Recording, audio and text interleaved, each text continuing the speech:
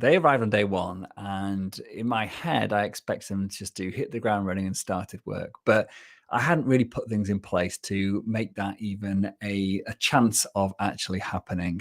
There were so many things I did wrong, and that person didn't last. For example, they arrived and had no work to do. I didn't really know how to delegate to them or communicate with them, and they had no idea how to log into their email or, for example, use some of the apps that we're asking them to actually use.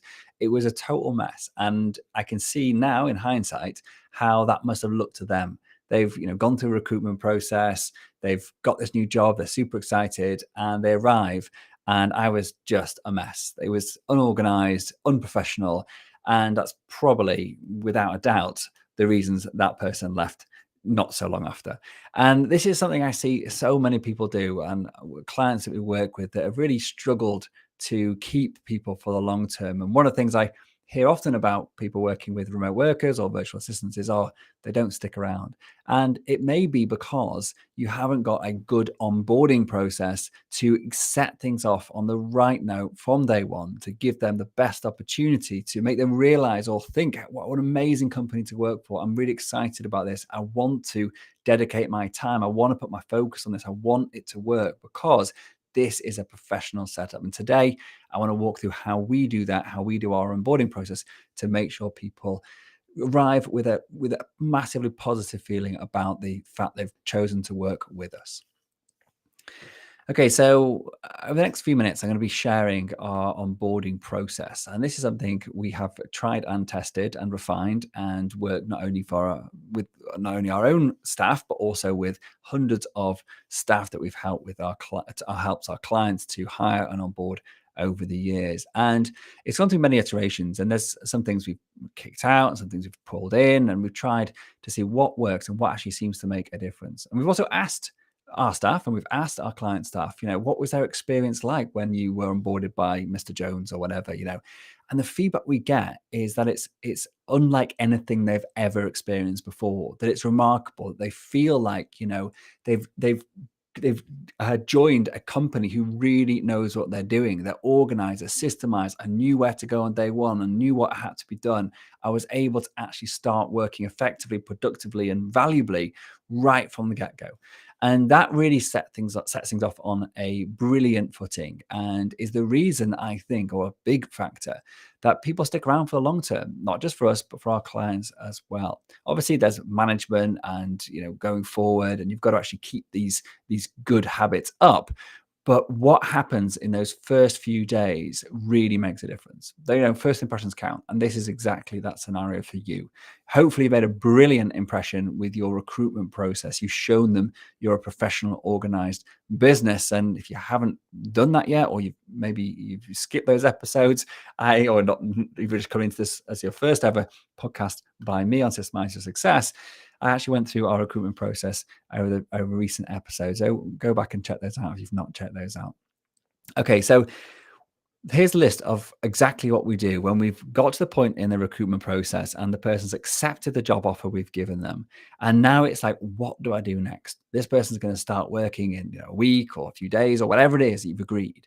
And now you've got this window of opportunity to get things set up really well. So when they arrive on day one, it all just works like clockwork. And this is what we do exactly step by step. Okay, so first of all, we craft a welcome email. And this email obviously congratulates them on the fact they've got through their recruitment process. They've beaten all the competition, and they are the number one person we've selected for this role because we think they're going to be absolutely ideal and they're going to actually love working for us because it fits their personality, their values, it fits like the type of work they were looking for, and it's a brilliant opportunity for them. So we set the scene with that email. And we then say, look, we're going to be setting things up over the next few days. So you're going to be getting a further email from us, which will detail exactly what you need to do next. So that sets the scene. It's something we can send really quickly. It requires no preparation. It just gets it out the door and just basically says, welcome. And it should come, I believe, from you, the business owner, to welcome that person into the business, even if you weren't the person who was actually doing the hiring process. So once we've send that out, we now have a little bit of work to do. And I get my staff to do this. My operations manager does all this for me. But if you're a solopreneur or you haven't got someone in that role, then this is the kind of stuff that you should be thinking about or actually doing before day one. Don't wait until they arrive and then think about this stuff, because that makes you look like you're unorganized and unprofessional. And here's what we do. Okay, so first of all, we set up a company email for them. Now, the vast majority of our client staff and our staff don't have paid email accounts. So we use Google, you might use Microsoft or something else, and you have licenses which you pay for. And with Google, there's no need for everybody in your business to have a paid license. It's slightly different in Microsoft. You might have to buy the lowest tier for them to have access to things. But with Google, we just set up a Gmail account. And if someone's coming in, as an operations manager or a high level, they may need a license because they might need to be able to do some of the back end stuff, which you need a paid license for. But for everyone else, we just set up with a free Gmail account. And that Gmail account is what they will use to log into all of their company's accounts while they're working for us. It keeps it away from their personal. It means that we sort of have some semi-control over it.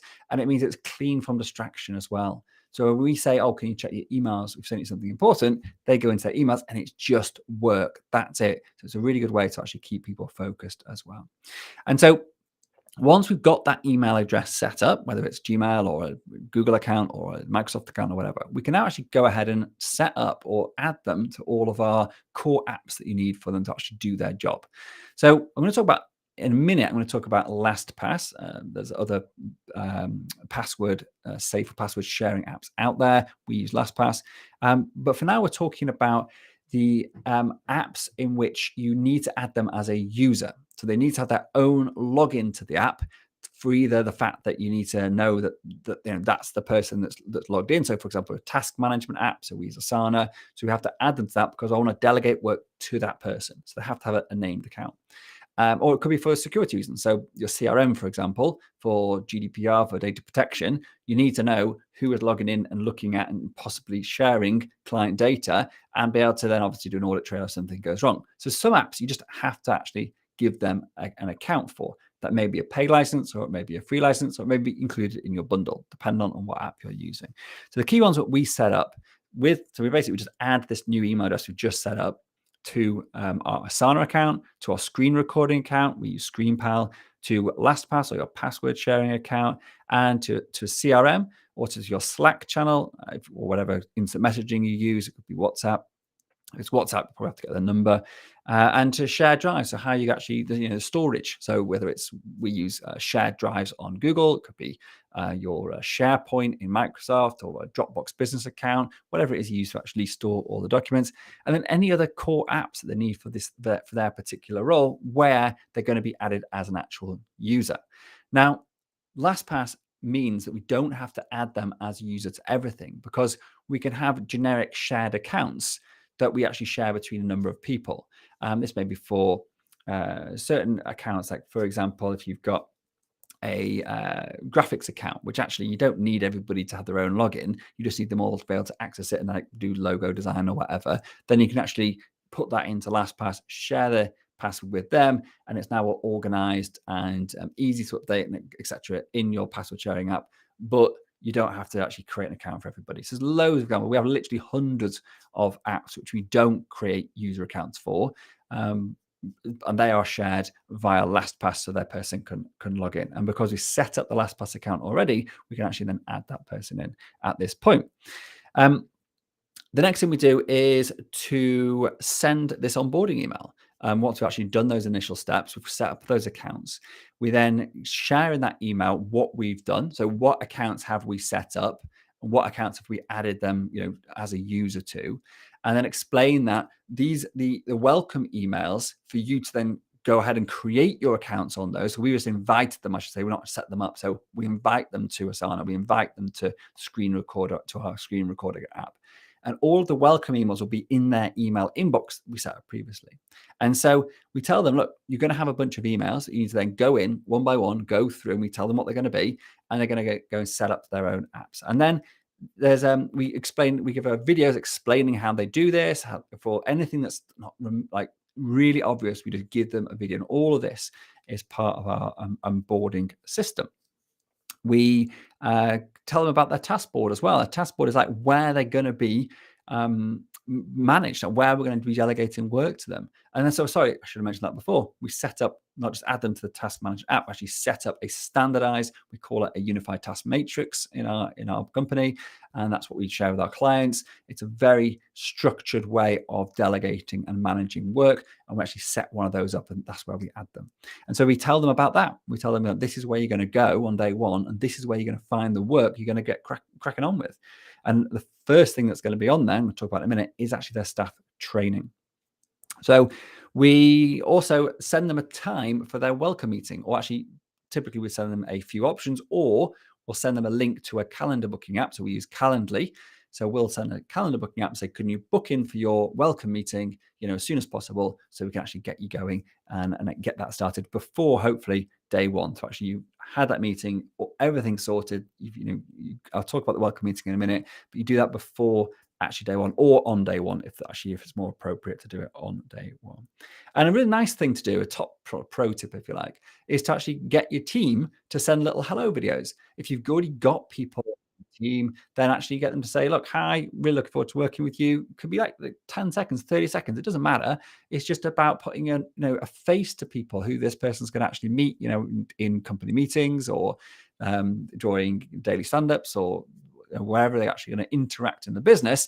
And actually now they've actually met them, and it's sort of like just a nice welcome, rather than everything being a mystery. And so letting people know who's in the team this is a really nice way to do that. Now, the one thing you have to do is to give them access to the email address you set up for them. And so when you set it up, we want to get the password for that email address, and we send that via a app called One Time Secret. And it basically just hides that password from anyone's prying eyes if they hack your email or whatever. And if they click the link once, it opens it up, it then disappears, so it then can't be looked at again. So that means if someone else gets it, you can actually see it's being opened by somebody else, and then you can just change the password and keep everything safe. And so that basically goes in the email as well, and that gets sent over.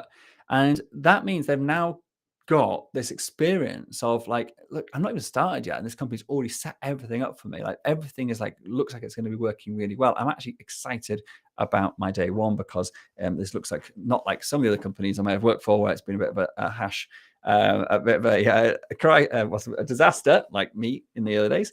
But actually, it's somewhere that actually have got their head screwed on. And so the last thing we do, or part of the process of setting up their task management app, is we actually put a link on their first task on their task board, which we tell them about in the onboarding email. And we tell them that go there and do the basic training. And that basic training is explaining about how work is delegated, how we're going to communicate.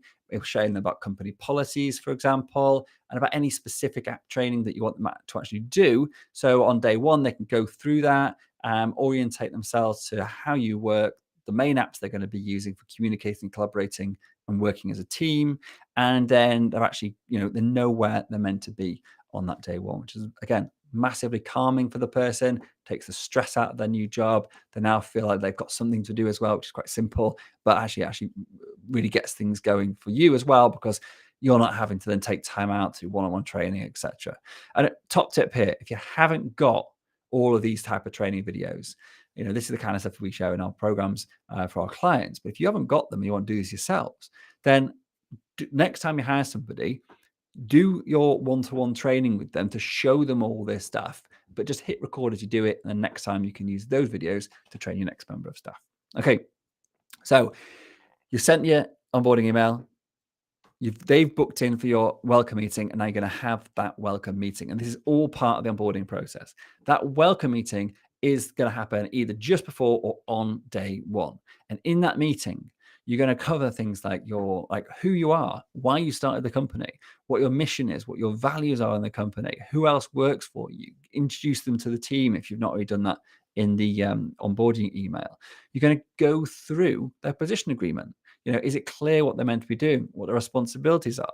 If you've already assigned some KPIs or KRAs for them, key performance indicators, key result areas, then you can get to talk about those. Do they understand them? Do they see how they're going to achieve them? Have they got any questions about that? You're also going to talk about the task board. So again, go to the task board with them, make sure they understand how it works. And really importantly, also ask them about themselves as well. Find out some stuff. Do they have a family? Do they have interests? You may find out some of this stuff during the interview process, which is great. But now is a good time just to sort of go over that and actually just start building that first initial bit of rapport with them. Seem like you care, you're interested in them, and actually make notes. So we have something called the staff private record, where we make notes of all our meetings about what's been said. And at the top, there's a little section about personal stuff. So birthdays, spouses, kids, dogs' names, whatever it is, put it in there, because actually it helps you build rapport by, even if you've got a terrible memory like me, it can look like I remember. Even though, I wish I did. I genuinely do care and do want to remember, but I just struggle with that. So I just make notes, and then I don't have to worry about it.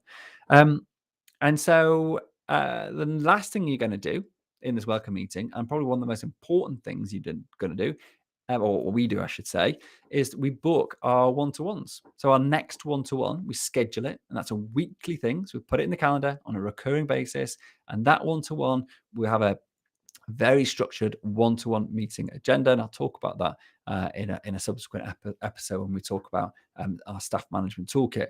And in there, we have those meetings every single week, one-on-one, hence the name, with you as the manager, with every single one of your directs. So anyone that you manage directly, that's who you have those one-to-ones with. So if you're not the manager of this person, but you're the company owner doing the welcome meeting, you'd book that one-to-one with their manager. And that's where they would actually meet their manager for the first time.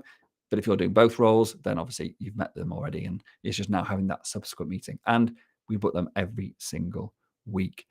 That means they know exactly where they're going to get help next if they have any questions away from the group. So if you've already got a team, or you're busy, you're doing a team, you're doing a meeting, just a one-on-one meeting, you're talking about work, you don't want to be interrupted by stuff that can actually wait and be talked about separately. And that is one of the beauties of the one-to-one. It gives a time and a place to talk about things that aren't related directly to the work that someone's doing. And that is a huge time saver for you.